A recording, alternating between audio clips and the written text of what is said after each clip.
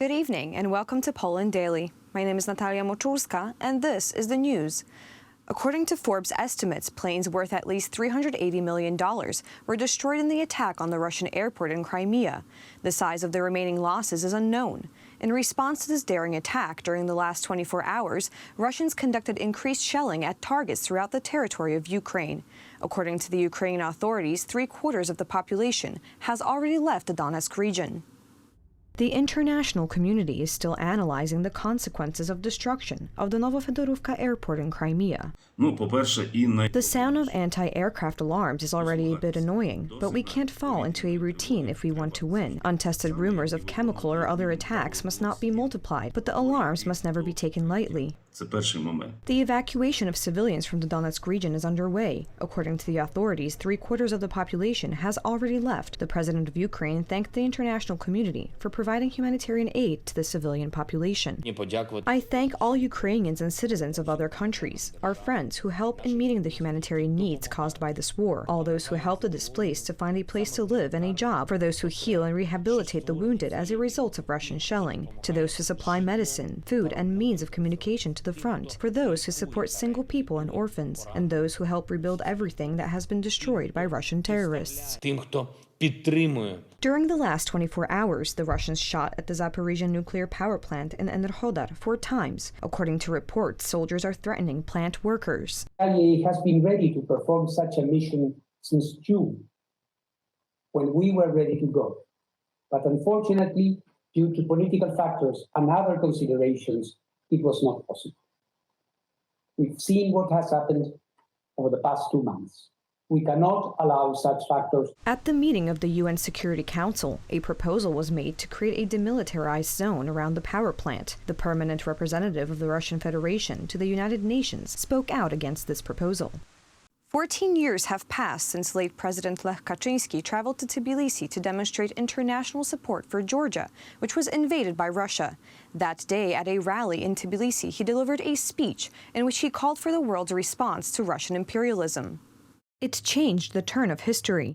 After another bombing of the city of Gori by the Russians, late President Lech Kaczynski came to Georgia, thus opposing the Russian aggression, and his speech turned out to be prophetic for the later fate of the eastern part of Europe. Today, Georgia, tomorrow, Ukraine, the day after tomorrow, the Baltic states, and later perhaps time will come for my country, Poland. We were deeply convinced that membership in NATO and the European Union would end the period of Russian appetites. It turned out to be a mistake, but we can resist it. The conflict broke out when Georgia tried to restore control over the rebellious pro-Russian republics, Abkhazia and South Ossetia. The separatists were armed by Moscow, arguing it with the defense of the Russian population. The Georgian-Russian War began on the night of August 7, 2008. Georgians feared that the Russian army would want to occupy the capital. Today, Georgia is a free nation. In truth, it lost part of its territory. Nevertheless, this visit did not lead to the collapse of Georgia as an independent state. The historic rally of support for Georgians was attended by the leaders of Central and Eastern Europe, the presidents of Lithuania, Estonia, Ukraine,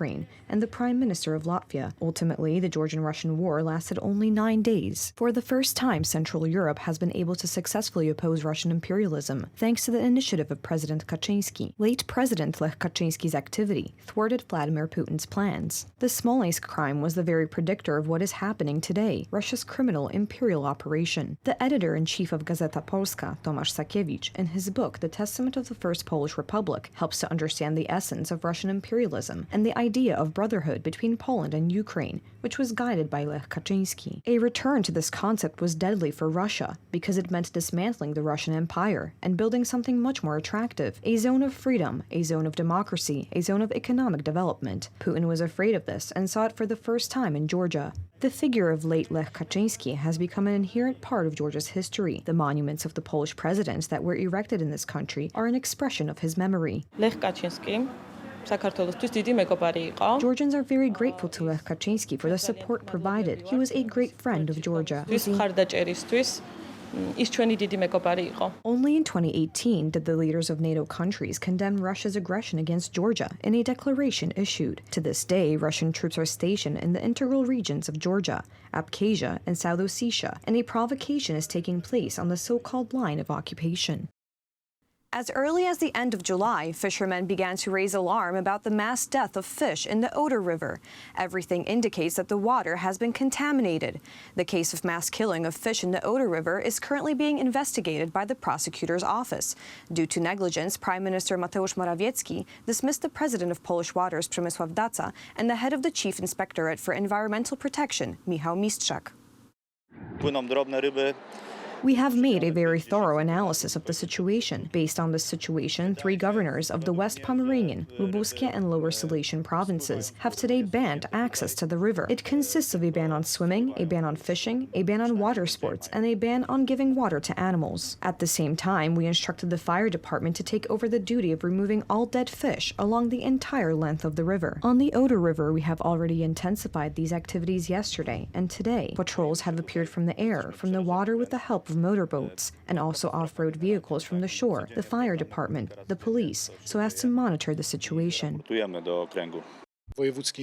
Very extensive efforts are currently underway to identify the cause of this fish die-off, in case there is a situation of suspicion. Of course, all the services here are working. They are coordinated. The prosecutor's office has initiated proceedings. Together with environmental inspectors and the chief environmental inspector, facilities have been singled out. Activities are being carried out. Daily samples are being taken to verify the water content of practically every section of the Oder River. As for the West Pomeranian, Lubuskie, and Lower Silesian provinces, we do not confirm the information that politicians of the Federal Republic of Germany have presented, or the information in the media that has appeared regarding the mercury content in the water sample taken from the Oder River. Fish seen in the river near the town of Gryfino in Poland's western Pomerania region were drifting from the further upstream. Mariusz Strzelczyk from Poland's State Fisheries Service reported, "There are small fish in the range of 5 to 10 centimeters, or 2 to 4 inches, and individual large fish. These fish seem to be drifting down the river. They are not from here. They are drifting from somewhere else and have been dead for at least a day. We are scared here. We are even terrified. In general, this is a disaster. Every day we check what is happening several times and report it." An analysis of river water taken this week showed evidence of synthetic chemical substances, very probably also with toxic effects for vertebrates. The German state of Brandenburg's Environment Ministry said yesterday. German broadcaster RBB reported the state laboratory found high levels of mercury in the water samples, but the governor of Poland's Lubusz region said their inspectors had only found trace amounts. The provincial sanitary inspector from Zielona Góra confirmed that the mercury level is much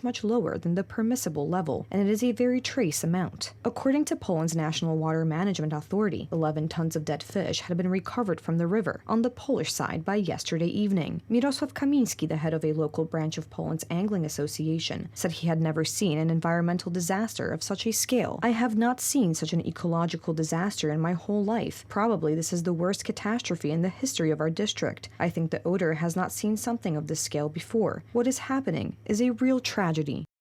And finally, 34 concerts are included in the program of the 18th festival, Chopin and His Europe, which will start on Sunday in Warsaw. This year, the theme of the event will be Romanticism. Without our outstanding composers and musicians from the Romantic era, Poland might not have survived at all, said Deputy Prime Minister and Minister of Culture and National Heritage, Piotr Gliński. 34 koncerty w tym roku, proszę Państwa. 34 concerts this year, ladies and gentlemen. Outstanding soloists, outstanding artists, and a theme that is a great challenge. Very interesting. Chopin and His Europe also has precisely such a task, functions, or such a goal to promote these lesser-known things. We all know that the greatest promotion is to teach this to our Western partners and performers, because if they start playing it and introducing it into their repertoires, that's basically what we're all about. More compositions, this time 2 new famous compositions by Moniuszko, will be presented at the festival. Fabio Biondi will once again be the star, but we also have many other stars, Bruce Liu, as well as Kate Liu, and many other participants from the last Chopin competition as well. O co nam chodzi? Thank you so much for joining us this evening. Please stay tuned for Poland Daily Weather, Poland Daily Business, and some of our other programs. But for me, it's have a great weekend.